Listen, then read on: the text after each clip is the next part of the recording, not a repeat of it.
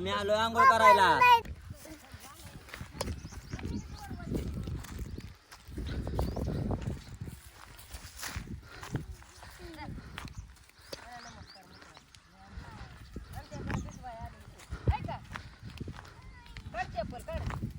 मन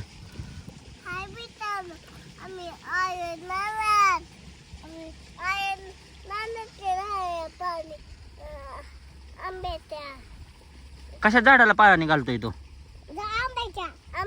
कुठे आंब्याचं झाड?